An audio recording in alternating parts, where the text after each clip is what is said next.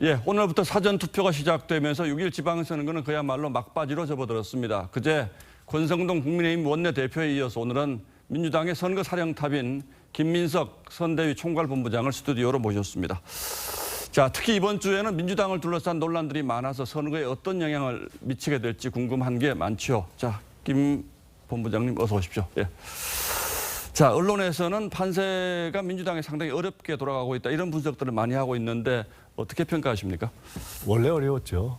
이게 뭐 사실 대선 끝나고 한 달도 안 돼서, 예. 그러니까 취임하고 한 달도 안 돼서 치르는 선거이기 때문에 예. 정상적으로 보면 일방적으로 이기는 게 맞는 선거잖아요. 예.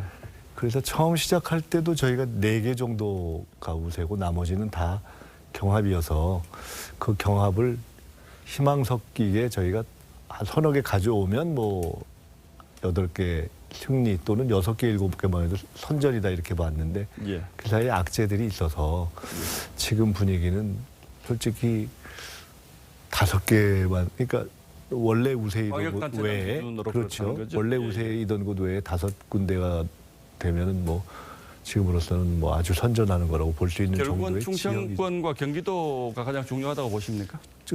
지금 경합은 그러니까 저희로서는 우세 지역이 이제 호남 3군데하고 예, 제주 빼고 예.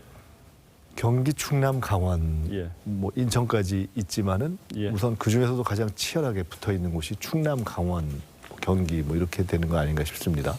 그러나 선거전을 시작했을 때는 대선 결과가 이제 0.7% 정도 차이로 결과가 났기 때문에 그래도 상당히 해볼만 하지 않겠느냐, 이런 분석들을 많이 했는데 그때보다는 좀 시간이 흐르면서 좀 어려워진 그런 점이 사실로 있죠. 받아들이죠. 이제 시작할 때도 예. 사실은 4군데 빼고 한 2-3군데를 얻으면 선전이다 이렇게 봤는데요. 예.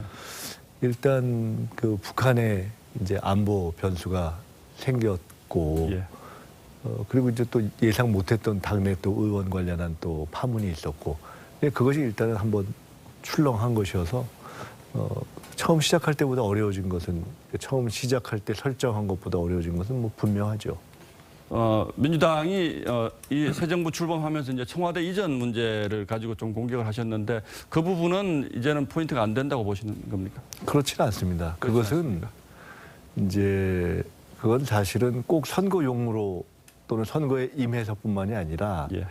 우리가 정상적인 민주적인 어떤 통치 또는 국민의 어떤 컨트롤 이런 점에서 보면은 앞으로 이 대통령 집무실 또는 관저를 어떻게 설치하고 어떻게 운영하고 그로부터 발생하는 예산이라든가 문제들을 어떻게 컨트롤할 건가 하는 문제는 아주 중요한 기본 문제이기 때문에 오히려 선거가 끝나도 그거는 계속되고 더 확장될 문제라고 보고요. 예. 이번 선거에서 가장 큰 쟁점은 사실 그런 개별 사안이라기보다는 지금 견제냐 안정이냐 균형이냐 이런 선택의 문제라고 봅니다. 사실 예. 대통령 취임 후 한 달 후에 완전히 견제를 하겠습니까? 무슨 완전히 안정만 하자고 하겠습니까? 참 애매한 거거든요. 예. 그 성격 규정이 마치 대선과 한 2년 떨어져 있는 총선처럼 일반적으로 견제냐고 이렇게 되는 것이 아니어서 예. 참 어려운데. 야당으로서는 성격 규명이 좀 어려운 선거다. 이제 그래서 이렇게 처음부터 보시는 저희가 이제 제가 맡고 나서는 나라에는 균형, 지역에는 인물 이렇게 잡았죠. 그러니까 예. 균형을 잡아 주십시오. 어쨌든 대통령이 일할 수 있도록 부적격이라고 생각하지만 총리 인준을 해줬지 않습니까? 예. 그래서 그런 의미에서 균형이고 지역에서 이제 능력이 되는 인물들은 선택해 달라 이런 거죠. 알겠습니다. 인물, 지역에는 인물이라는 표현을 쓰셨으니까 저희가 느끼기에는 이재명 후보가 개항을 보궐선거로 가고 그 자리에 있던 송영길 후보가 서울시장으로 오는 것이 이번 선거를 규정하는 민주당의 가장 큰 전략이라면 전략이라고 저희는 보였는데 결과적으로 이재명 후보가 이렇게 어려워질 거라는 건 예측을 못한 겁니까? 그건 전략이 아니었고요. 예. 왜냐하면 지금은 이재명 후보가 개항으로 가고 거기 있던 송영길 후보가 서울로 왔다 이렇게 표현하셨는데 사실 순서가 틀렸죠. 그렇죠. 송영길 후보가 있죠. 간 문제였고요. 이제 그때 당내에 논란이 있었고요. 이재명 후보가 개항으로 간 것은 막판에 쭉 하다가 이제 개항이 없으면서 도대체 어떻게 할 거냐 하는 논란 속에서 당 안팎에 고민이 있어서 간 것이어서 예. 능동적인 선택에 의한 전략이다 이렇게 보기는 좀 어렵고요. 저는 처음부터 개항이 그렇게 만만할 거라고 보지 않았습니다.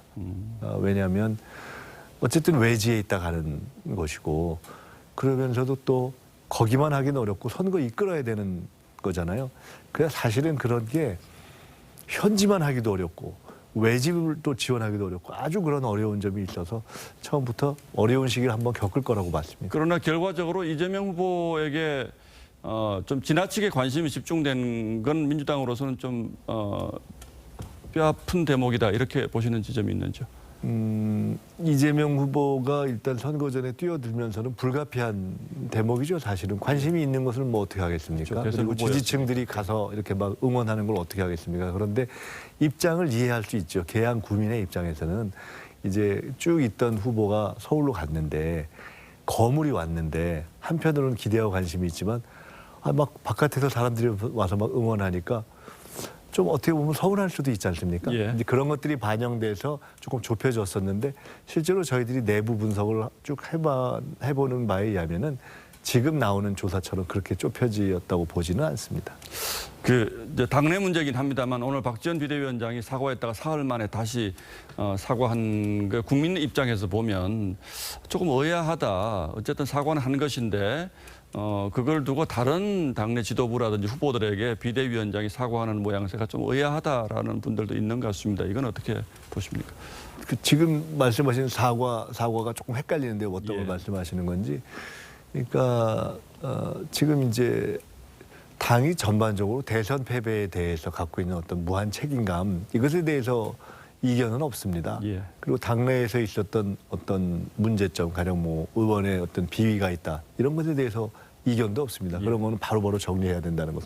그런 것은 오히려 국민의힘에서 경우보다도 훨씬 더 단호하고 빨리 정리를 하니까요. 그 사과가 잘못된 건 아닌 거다 보시는 거죠? 그건 이미 한 거니까요. 한 당이 것에 쭉 대해서는? 했으니까요. 예. 당이 쭉 했으니까. 근데 이제 그것을 선거를 지금 막 치르고 있는 와중에 이것을 국민의힘에서 예를 들어 이준석 대표의 성상납 무마가 뭐 논란이 되고 있지 않습니까? 예. 그런데 그 문제는 있는데 이쪽 내부의 문제만 자꾸 키우는 것처럼 보이는 것에 대해서 지지층에서 일분야 전분야는 다룰 수 있지만 지금 선거 치르는데 무슨 소리냐 이런 이견이 있는 거거든요. 예. 이제 그런 차원의 문제고요.